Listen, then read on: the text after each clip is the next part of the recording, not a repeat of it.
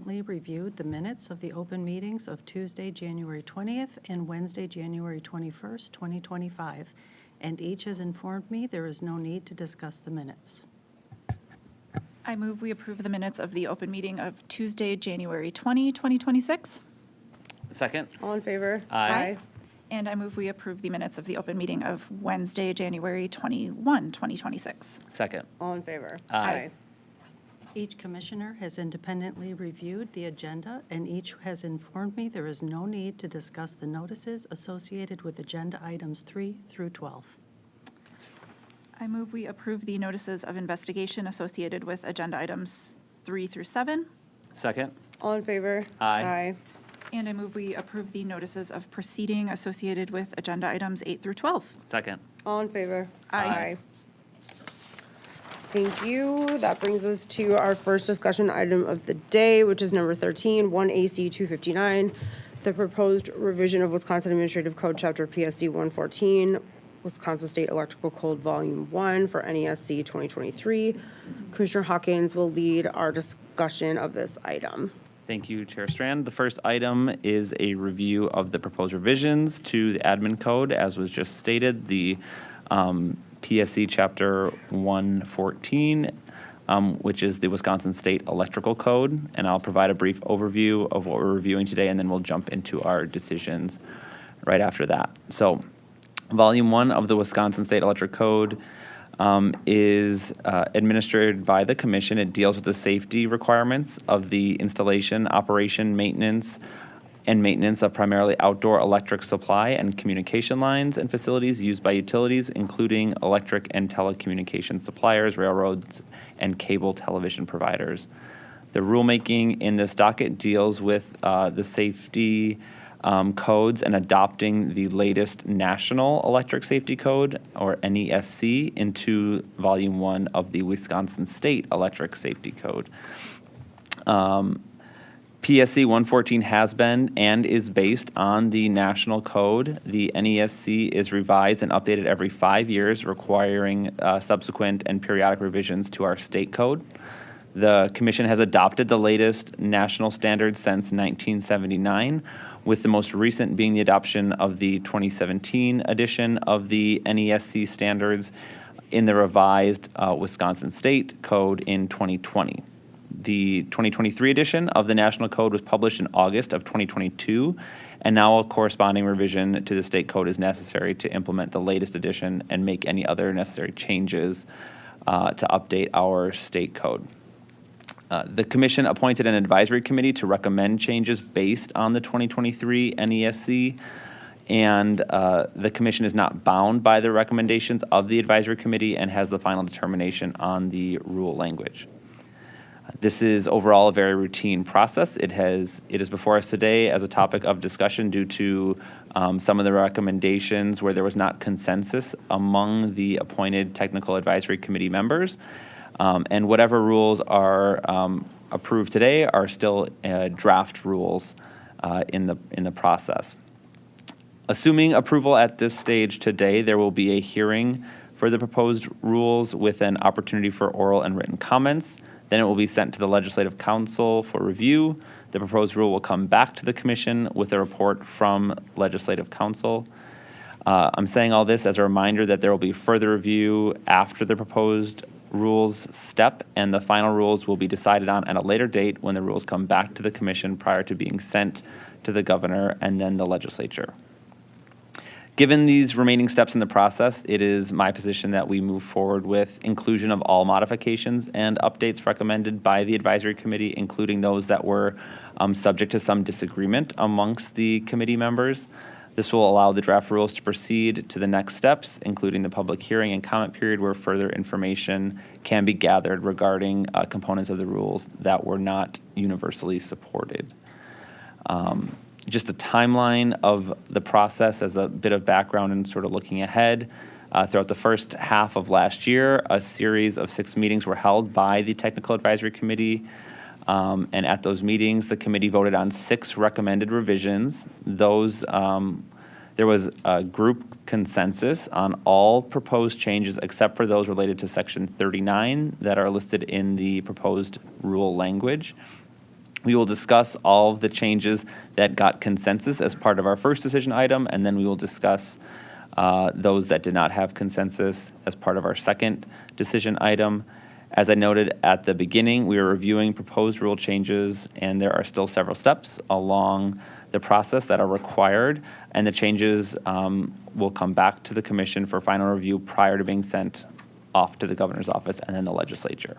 So with that, we'll jump into decision one, which is approval of rule components that had consensus amongst the advisory committee members. And for this one, I will be at alternative one, which is to approve the proposed rule revisions that incorporate the advisory committee's recommendations. Chair Strand. Alt one, thank you. Commissioner Nieto? Alt one, thank you. Great. Decision two is approval of rule components without consensus. The second decision, as I stated, relates to section 39 of the rule, which includes two different components that did not receive consensus support. The two different components fall under spacing expectations, and one is related to a horizontal separation of communication and electrical equipment, and the other is minimum vertical separation below finished grade for underground communication facilities and high voltage electrical cables.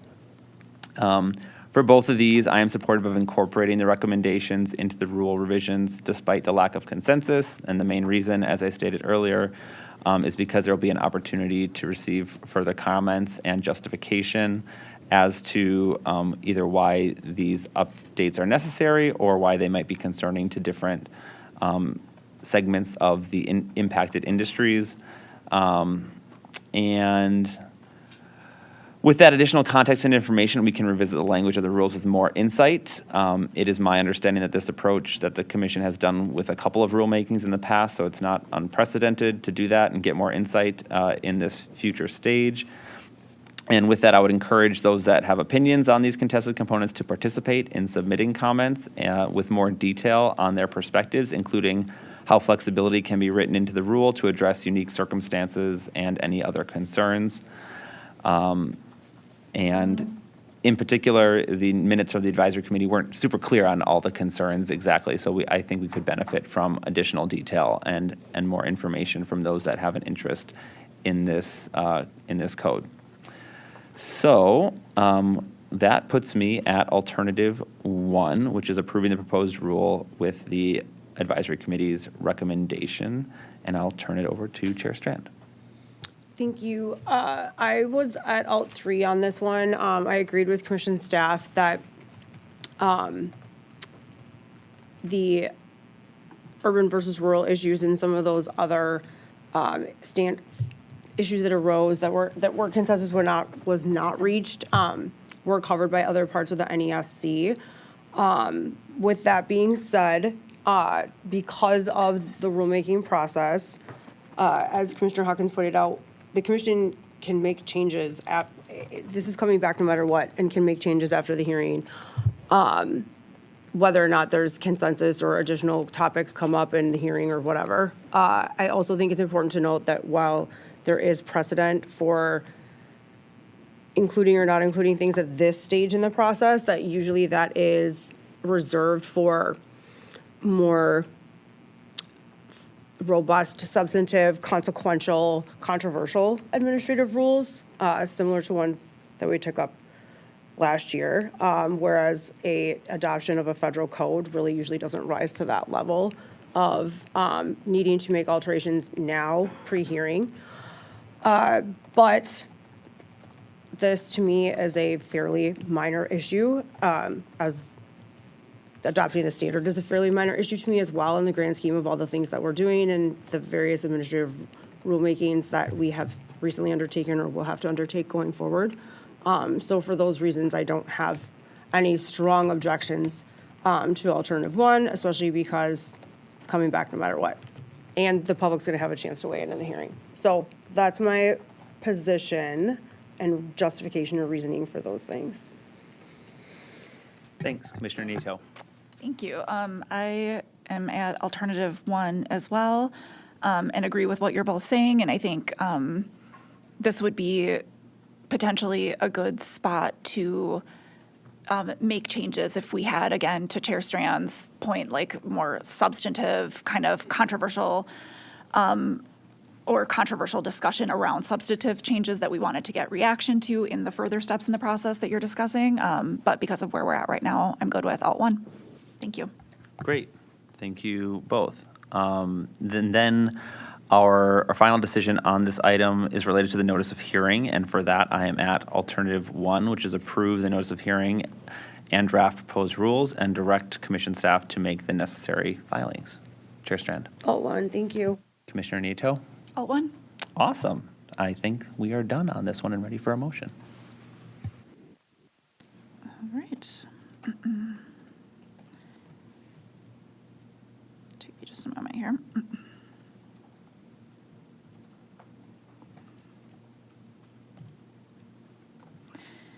In docket 1AC 259, I move we approve the notice of hearing and draft rules consistent with our discussion today. Second.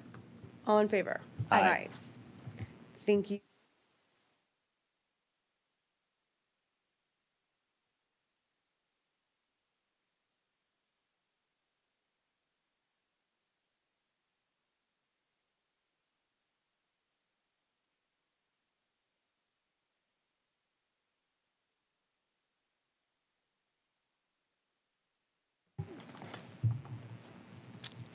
Also, in our discussion, I just want to point out that it is fairly unusual for the commission to take up a contested conventional rate case for a public water utility, because most of these are typically straightforward, uncontested, and therefore delegated to our Division Administrator of Water Utility Regulation and Analysis.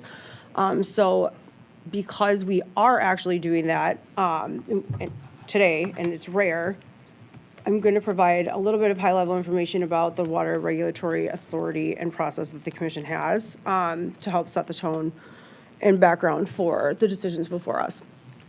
So to ensure that the state's water utilities are able to provide safe, reliable, environmentally responsible, and affordable water services in a sustainable manner, the PSC establishes rates and monitors water utilities' financial solvency. The rate-setting process provides transparency to customers and allows utilities to address multiple objectives, including cost recovery, revenue stability, customer affordability, economic development, resource sustainability, and other factors that may be important to the communities they serve.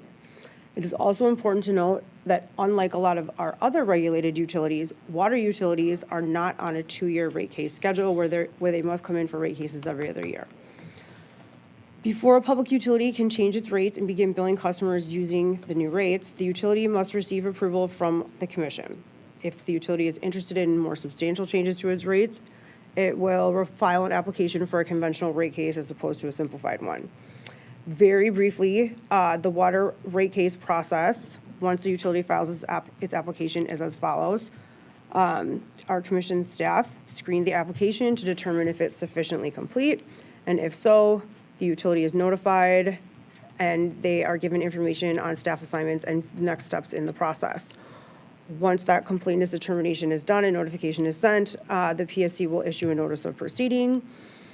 Data requests are an important aspect of these proceedings, where our staff initiates review of the application and files questions about it that they have to the applicant, and then the utilities are expected to file responses to staff questions within 2 weeks.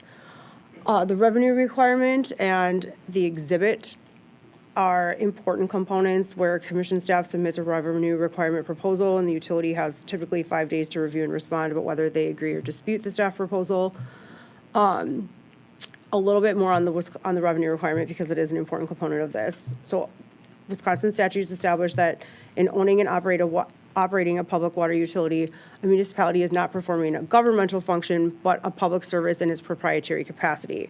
So the regulation of municipal water utilities, as expressed by statutory requirements, does place the municipal utility in the position of a business enterprise. Accordingly, we, the commission, use standard business concepts to determine the revenue required for a water utility to provide safe, reliable, affordable, and environmentally responsible service.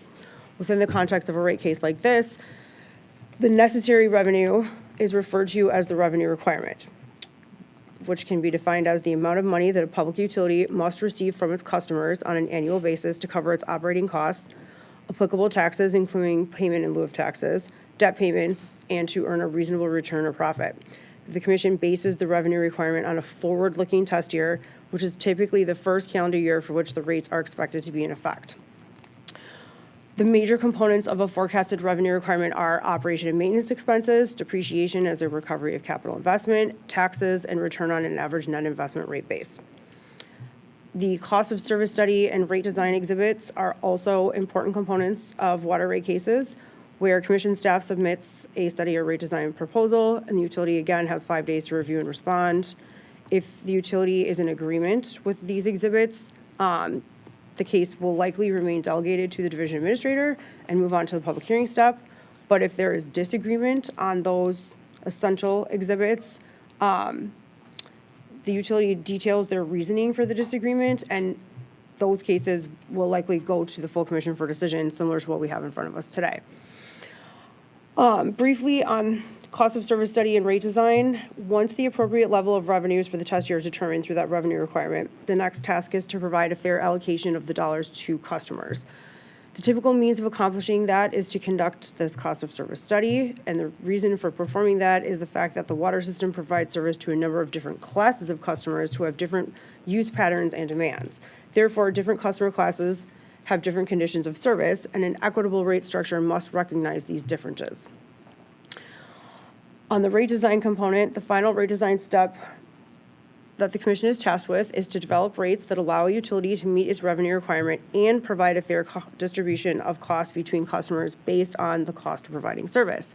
There are several important criteria to keep in mind when designing these rates.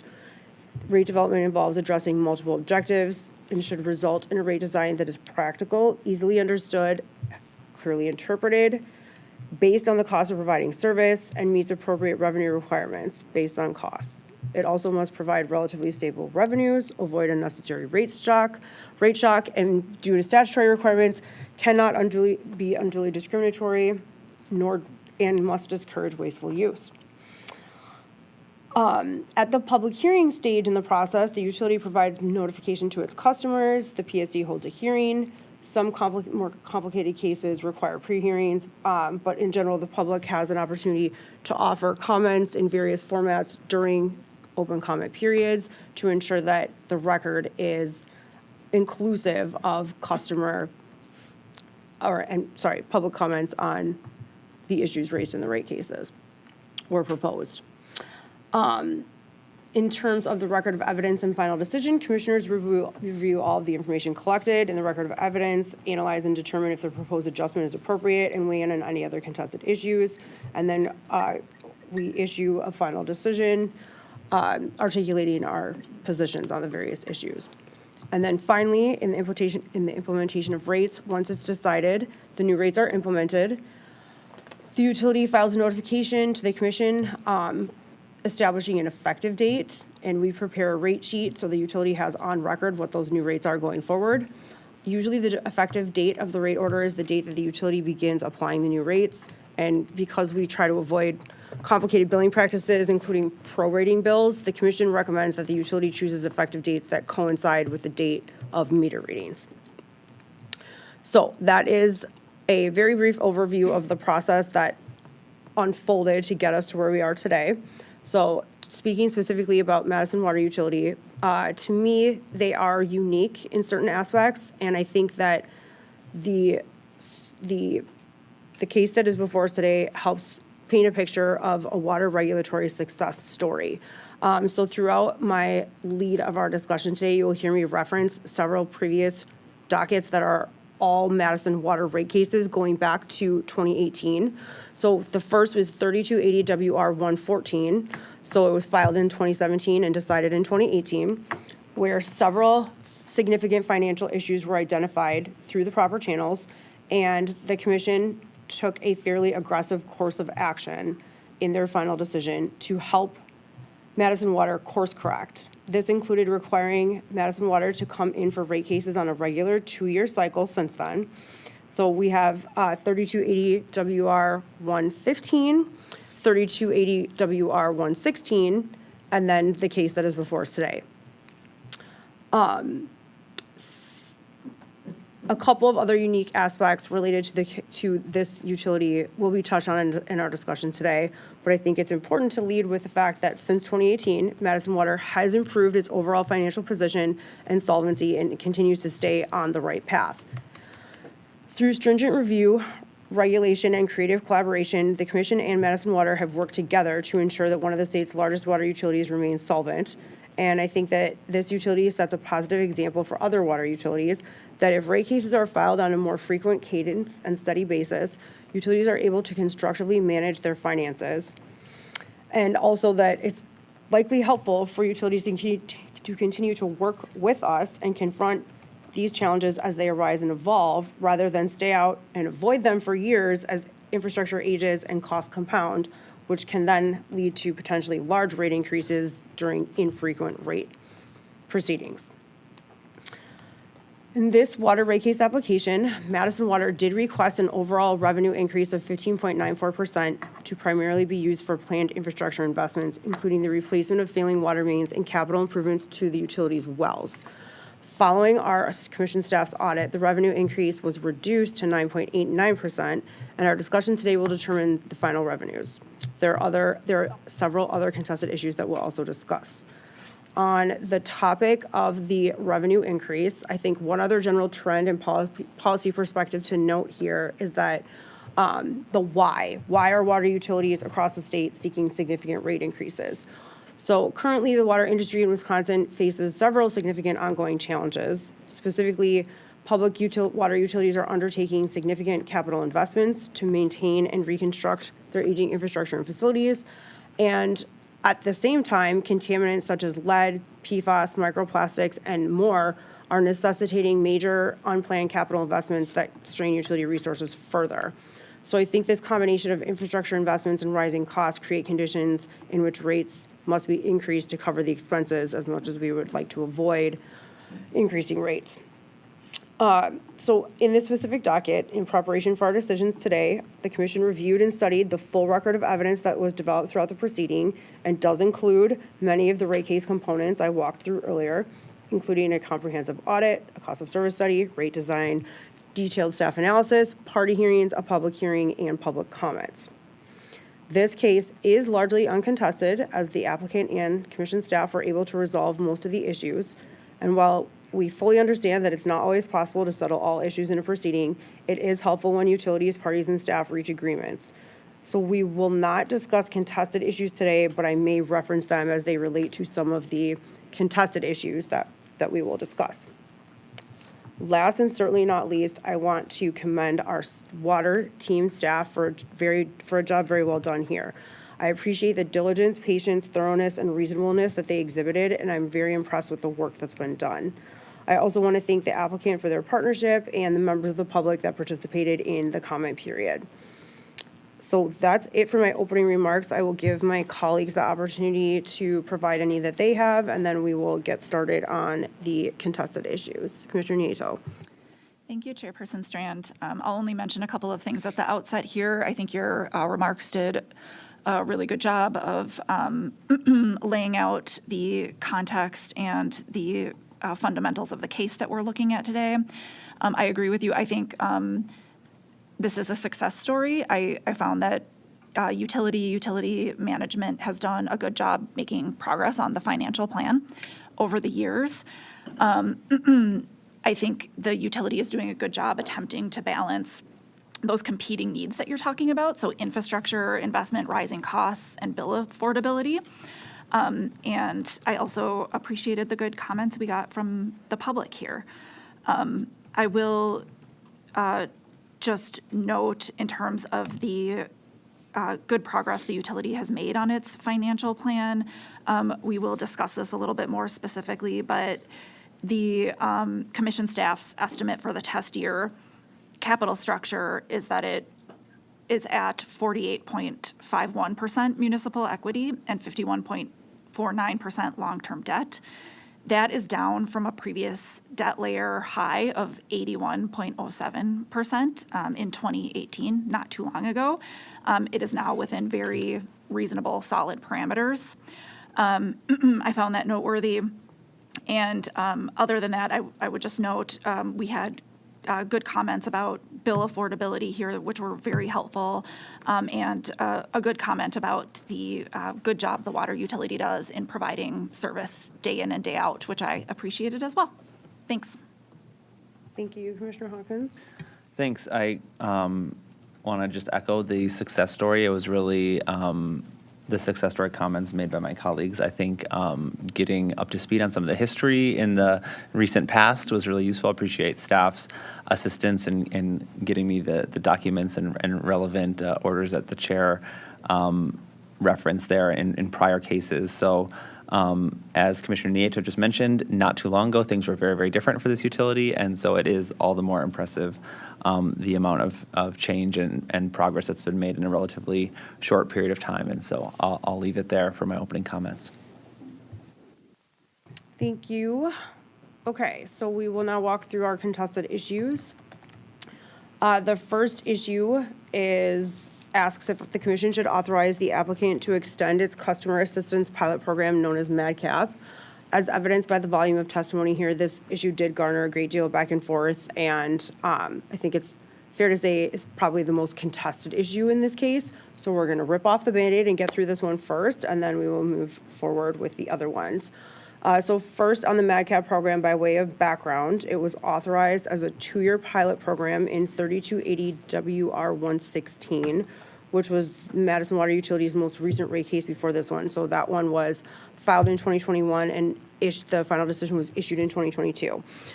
MADCAP proposed at the time to address water affordability burden for low-income households in Madison by providing a bill offset for customers who fall below 30% and 50% of the city of Madison's median family income and receive a water bill.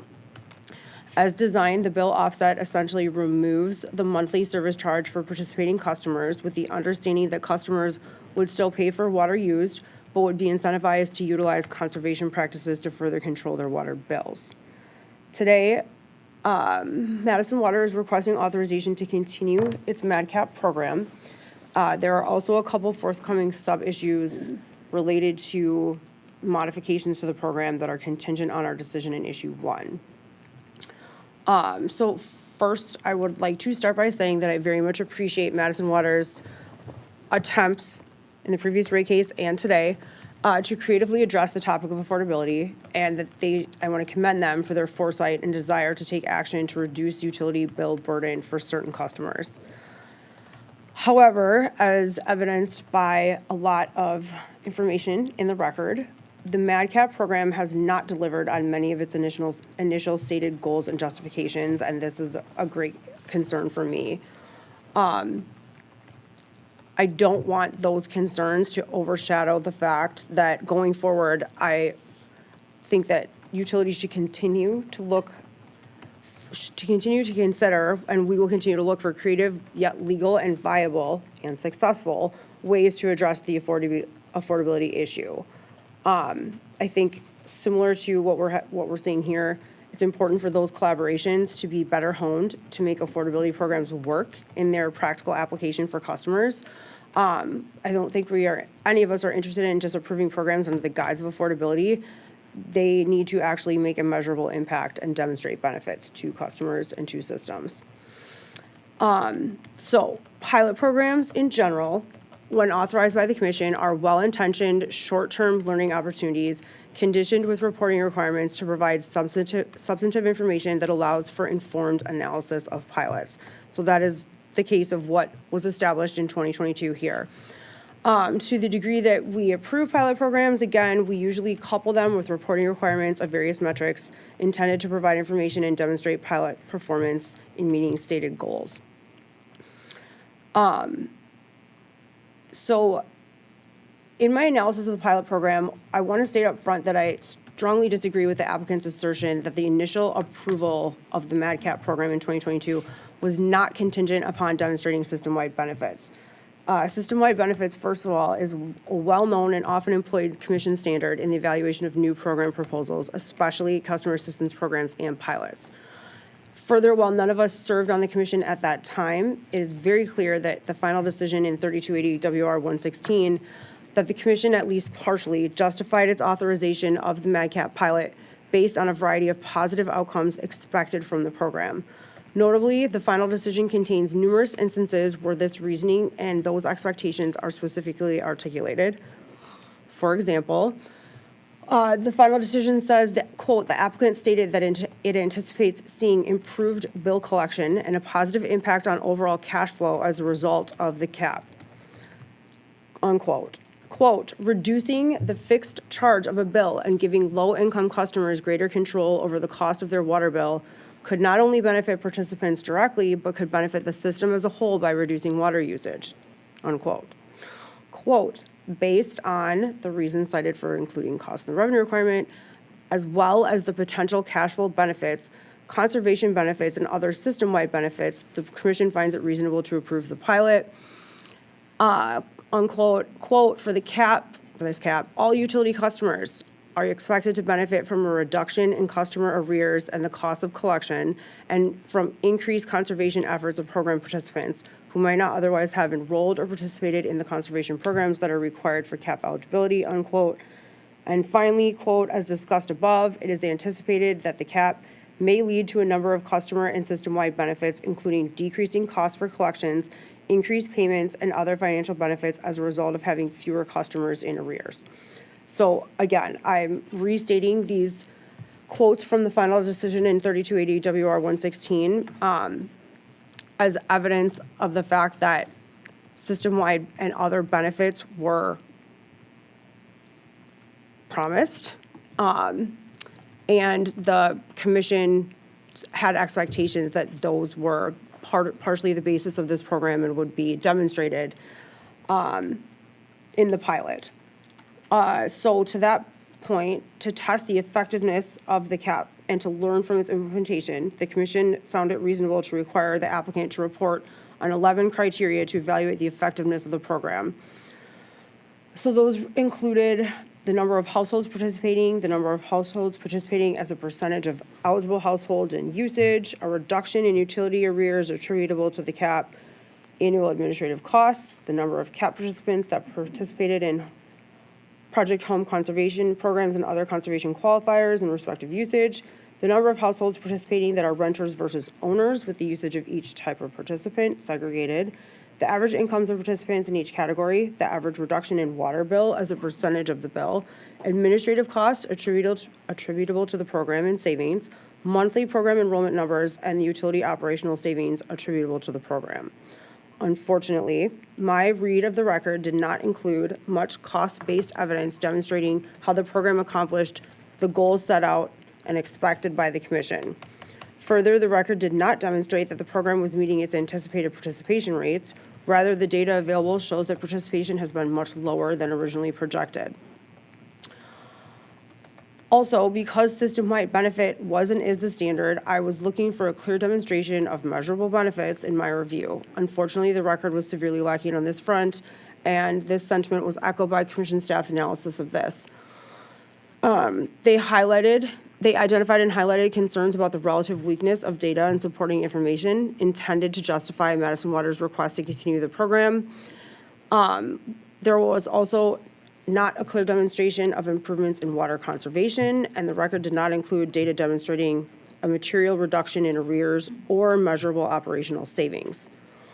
Authorizing the continuation of a pilot program that is clearly not meeting its intended metrics and does not have a clear path to success is antithetical to commission precedent and process as it relates to pilot programs. Further, I believe that this extension would consume time and resources the applicant and staff could instead use to plan and develop programs that are better tailored to address affordability issues. So for those reasons, I cannot support extension of the pilot program, which would put me at alternative 2, do not authorize the applicant to extend the pilot. While this position is unfortunate for several reasons, I do think that denial provides further opportunities for Madison Water to consider other creative ways to address this issue that also demonstrate measurable benefits to the utility and its customers. I do think at this point it's important for us to not predetermine or be overly prescriptive about what any future affordability programs would look like and how they should work. So I'm hesitant to order the applicant to anything specific on this front, but I absolutely hope that they continue to work internally and with the commission to address this issue It's been 2 years. Unfortunately, this pilot program is not it. So that's my position on issue 1, and I will turn it over to Commissioner Nieto and then Commissioner Hawkins to discuss this one. Thank you. Thank you, Chairperson Strand. I ultimately also came to alternative 2 on this issue. First of all, I'd like to echo what you said at the outset. I think this utility is focused on affordability, on balancing affordability with increasing costs, and really focused on community health and safety, and a holistic look in that, in the way that they should be focused on those things, in a way that we want to encourage. I think the utility came in with a proposal to modify this program in a way that takes a further step away from what could be quantifiable benefits, as opposed to doubling down on a pathway to capture more of those benefits.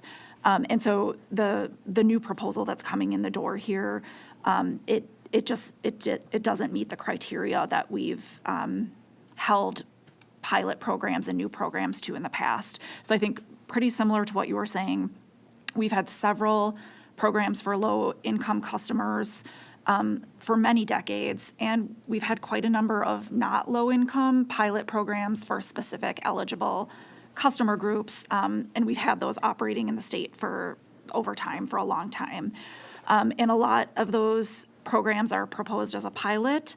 If they're proposed as a pilot, it's an opportunity to test and explore the new service offering or rate, and then to report back and evaluate those against metrics to observe whether the pilot program is working, and specifically if it has a system benefit or an overall cost benefit. The commission reviews the evaluation and decides whether or not to continue the pilot, to make it a permanent service offering, or to make some other changes to it, or to ultimately discontinue it.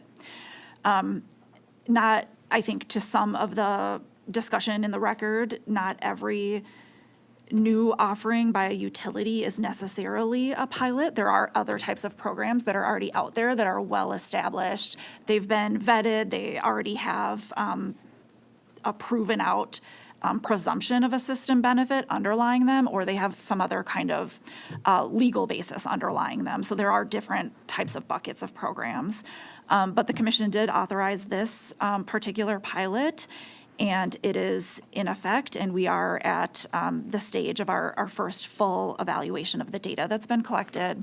The data has shown that the program has not met the goals that it set out to meet. It's showing that folks are probably experiencing some significant hurdles in signing up. Parts of the eligibility process appear to be challenging to get through, and part of that is the conservation requirements. Those are challenging, and so I think the utility's response to that has been to step back from the conservation requirements because they have been challenging, and I understand why. I think the utility is saying we're looking to increase eligibility. That's how we'll increase data on participation. We'll be able to set metrics and measure those, but to me, the conservation benefits of this program and the water savings, those were part of the biggest quantifiable dollar attached savings that the program and the utility could show.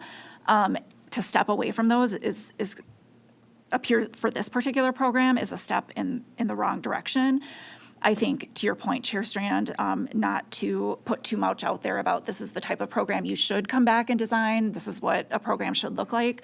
A future program could look different. It could be not conservation-based and still have a system-wide benefit. That's completely fine, but this program and the way it's designed, that's where the big system-wide benefit was really coming from, and that showed in the data that showed kind of lower savings on the O&M side and some of the other sides. So that is why I would be at discontinuing this particular program in this current iteration. And I do agree with you, there is some fundamental disagreement on the record about whether that system benefit needs to be shown. For this particular bucket and type of a program, it does need to be shown. One particular issue that I grappled with in considering discontinuing this program is, in addition to what you mentioned, Chair Strand, are just the unfortunate aspects of it. We want to see more proactive utility work on affordability, and discontinuing a program that was designed to enhance affordability is also a step in the opposite direction. But there are some very specific requirements we need to meet here and some reasons for that, which is why I'd also encourage the utility to come back and to continue its proactive work in this regard. But I think because the utility in the record was advocating that it wanted to take this program in this new direction, it wasn't raising issues or concerns about closing the program and specifics about how that would look. There was some very kind of high-level discussion about if you discontinue the program, then this is what would happen with the dollars and that type of thing. And so one issue I had was if we do discontinue this particular iteration of the program today, the question of clearly as soon as the tariffs go into effect, new customers wouldn't be able to enroll. How long would the utility have to close the program overall, and how long would the utility have to communicate with customers? And so that goes back a little bit to the opening remarks that you made, Chair Strand, about when tariffs go into effect after a rate case. So for instance, based on when this order is likely to go out, the utility has 3 months to implement the changes and to select that effective date. So likely, I don't know, April 1st, in terms of an effective date on those tariffs. One thing I considered was having the April 1st be that effective date. Obviously, the program wouldn't take additional participants as of that date, but allowing a May 1st or June 30th end date for currently enrolled participants, and asking the utility to work with staff and inform staff of its communication plan to communicate with those participants and take the next steps it's going to take. This program's also connected to other municipal programs, and just that off-ramp or process of if the program were not to continue wasn't discussed in depth in this record, which is why I'm putting that concern out there. I'll stop there and look forward to hearing additional discussion. Thanks. Thank you. I appreciate you very articulately reiterating the fact that the proposed modifications to this program actually take it in the wrong direction and make it worse based on the lack of demonstrable benefits shown through the reporting requirement metrics. Hopefully, and I also appreciate you being very clear that this discontinuation of the program should not be viewed as us dissuading this utility or any other utilities to continue the important work on the affordability issue, including in creative ways. We just need to make sure that as intended and how it's justified is actually what's happening once it's in practical application being used. So thank you for those things. I think you also raised good points about just like the general unwinding of the program and what that looks like mechanically. I know sub-issue 1C, which technically we don't have to talk about, what we'll talk about deals with the money aspect of that. But to your point about transparency and notifications, I think as long as we're all comfortable with it, just asking or directing our staff and Madison Water to work together on the unwinding to get onto the same, just to make sure they're on the same page and kind of we know what's happening and the utility and the participants and other customers kind of know what's going on. I think that that's important to ensure that there's some synergy there. If that's something that we just kind of either want to make note of in the decision without like actually, without an order point, well, without a condition, but kind of as an order point that it is our desire for that partnership to continue on the unwinding of the program. Does that kind of get to your concerns in terms of like, I know you're also concerned about the timing, but like the mechanisms for getting people on the same page for that?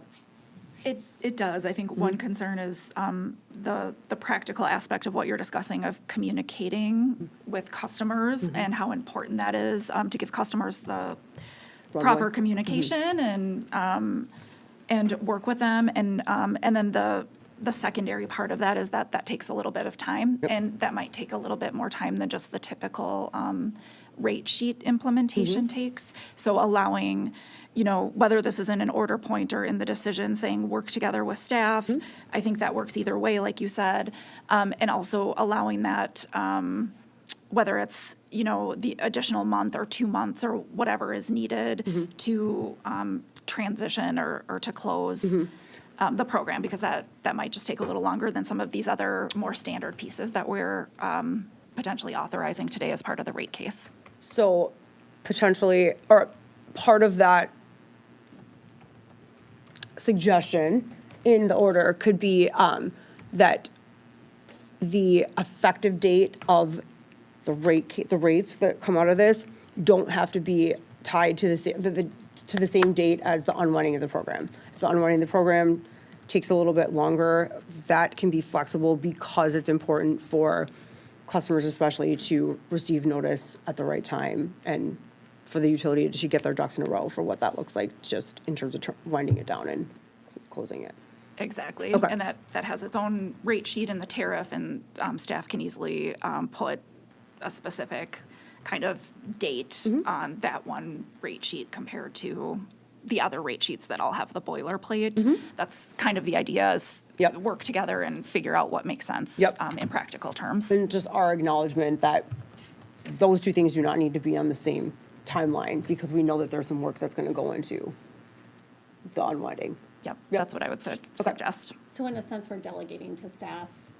We're directing staff to work with the applicant on The date certain. the shuttering of the program, I guess, and that that the commission does not expect the effective date of the rates from the rate case to be the same as the effective date of the shuttering of the program. We understand that might take a little more time, does take more time, especially to provide proper notice. But that's not anything that I think needs to come back to this commission, to your point on delegation. Okay, do we want, I I think know. we should hear from.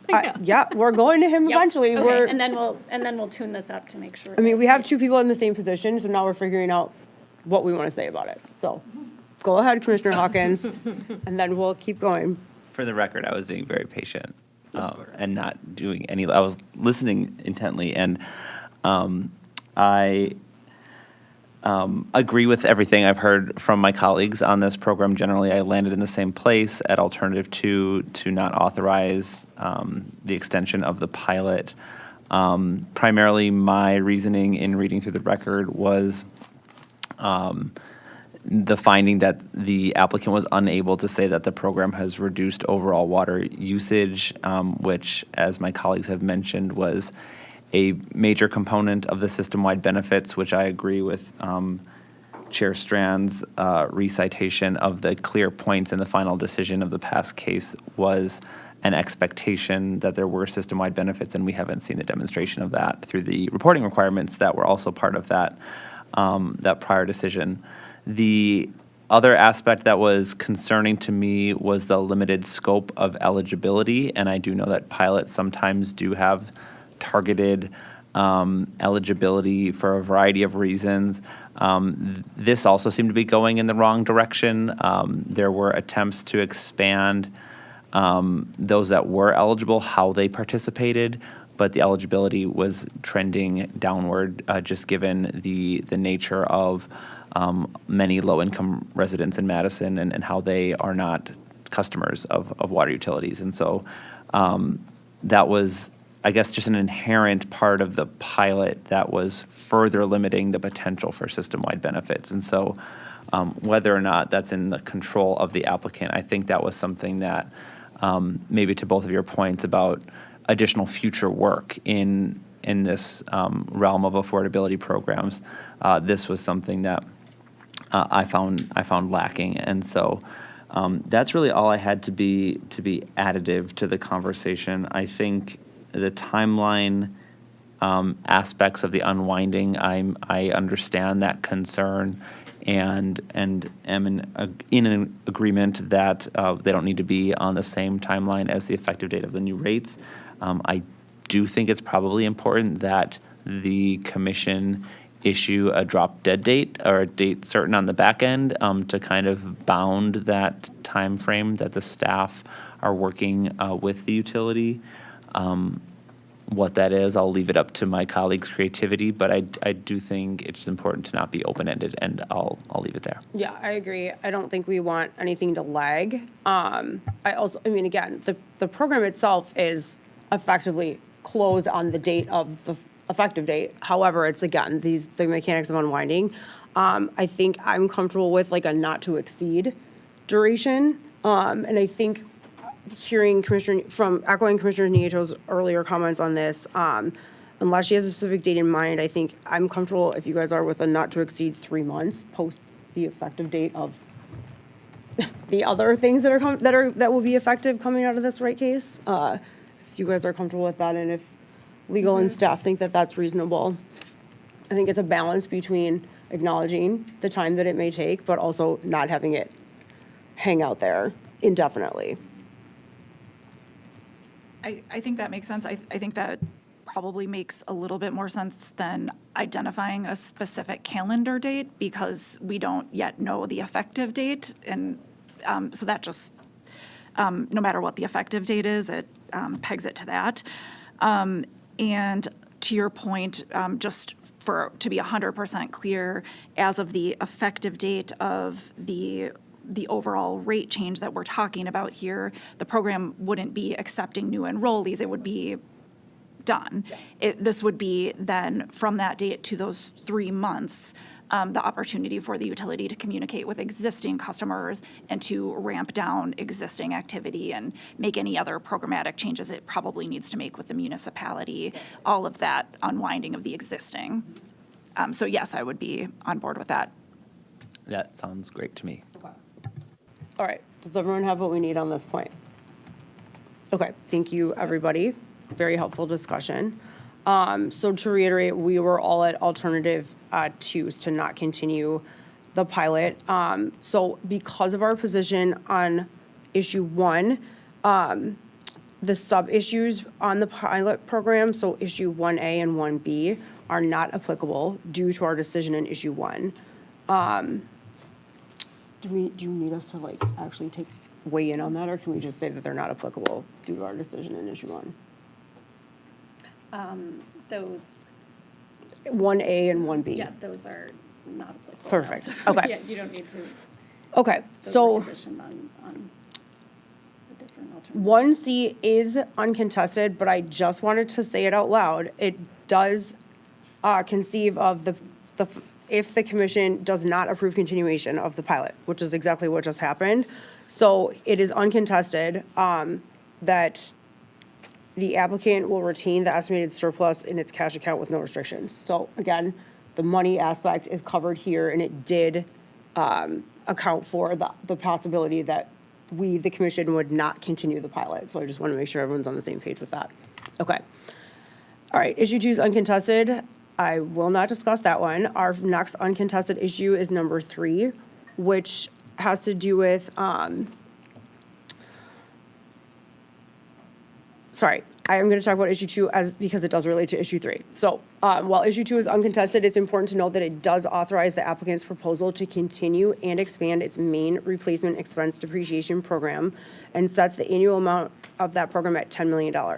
Therefore, issue 3 asks if, in light of that authorization, we, the commission, should reapply 6 expense depreciation-related order conditions from 3280 WR 116, the last rate case, to this case. So because we have agreed in issue 2, uncontested, to continue and expand the expense depreciation program, we are now being asked whether we want to apply these expense depreciation order conditions going forward.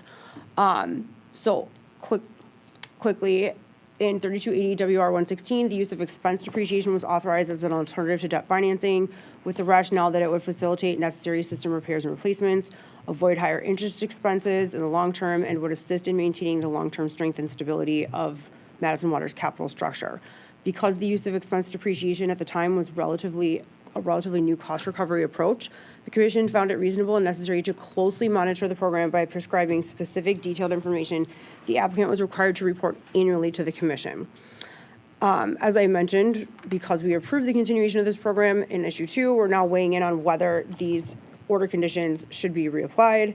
I do support the inclusion of the 6 conditions because they're still relevant and necessary, they provide clear direction, and they maintain appropriate guardrails to ensure program integrity and accountability.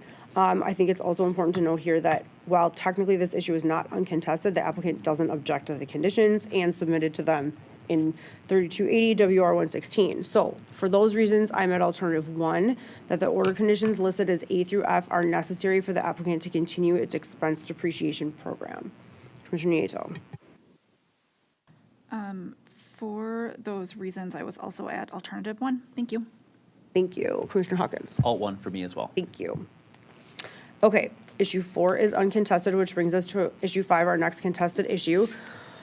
This issue asks what level or amount of cash adder additional to the rate of return or rate base would be appropriate in this case. So I want to start my comments by saying that our commission staff did a great job explaining the cash adder issue throughout their testimony, and I really appreciated the information that they provided here. So briefly, a cash adder is a tool to support utilities with higher debt levels to service that debt in a way that does not require a large increase in the rate of return. Cash adders are intended to be temporary, and the levels and amounts are set based on the financial needs of the utility. It's not a set it and forget it or one-size-fits-all approach. The Commission has generally authorized cash adders to assist utilities in reducing debt ratios and improving financial health. As an applicant's financial condition improves and its debt ratio is reduced, it is reasonable and necessary for the Commission to review and make adjustments to the cash adder until the cash adder is no longer necessary. So this is, again, something that was identified and addressed in 3280 WR 114, that earlier 2018 rate case, where the Commission ordered Madison Water to develop and file a financial improvement plan. They did so in January of 2019, and the applicant has subsequently updated, bless you, the plan every approximately 6 months via required filings. So prior authorized cash adders for this utility have been designed to address the financial goals that are set forth in that financial improvement plan. In this proceeding, our record demonstrated that since 3280 WR 114, the applicant has made notable positive progress in reducing its debt ratio. As Commissioner Nieto very helpfully pointed out in her opening remarks, the applicant's projected capital structure for the 2025 test year is comprised of 48.51% municipal earning equity and 51.49% of long-term debt. So we are inching closer and closer to that balanced 50-50 goal or debt ratio.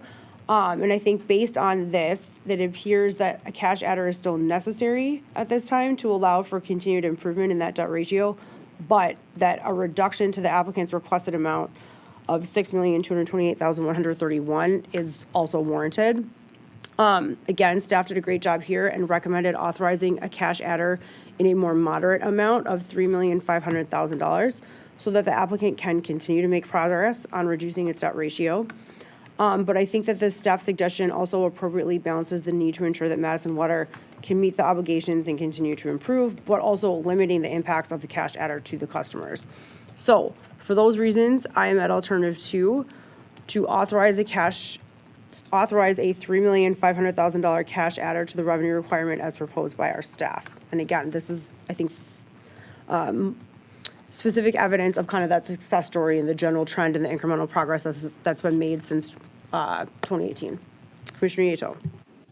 Thanks, Chair Strand. I was also at alternative 2 with the staff level cash adder of the 3.5 million. Number one, as you reiterated, the capital structure that the applicant has worked toward is already in a good place. It's at a very solid and reasonable range here. It's not at 70% debt, 80% debt like it was at one time. It's right in the range, and that cash adder might still be needed this time around at this lower level, but putting it at this lower staff level does curb the rate increase that we're talking about here today by almost 5% overall, and also goes towards that balancing the objectives of affordability with the ongoing investment and ongoing financial plan progress that we're talking about here. The only other thing I would underscore is that the reduced cash adder does not prevent the utility in any way, shape, and form from pursuing its capital improvement plan. It doesn't reduce the amount of main replacements that the utility is able to do.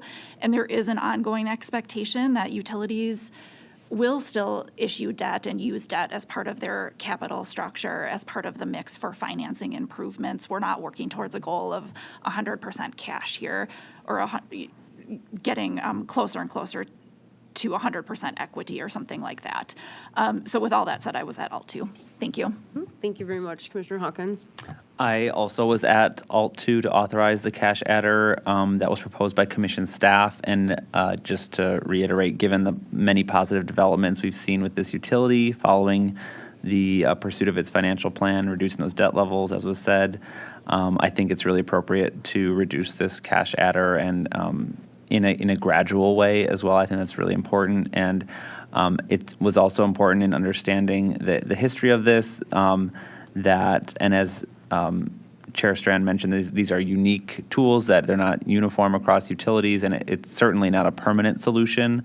And the Madison Water Utility should be aware of the transitory nature of this type of tool as well, especially given its improving financial metrics, as was stated. So I think approving it at this level should not be surprising to anyone. And so I thought that was helpful in getting that background. So I'm at Alt 2. Thank you very much. Issue 6 is uncontested. Issue 7 is uncontested. Issue 8 is uncontested, and issue 9 is uncontested, which brings us to issue 10, which asks if the commission should require standard order conditions similar to those that are typically included in commission water rate case orders.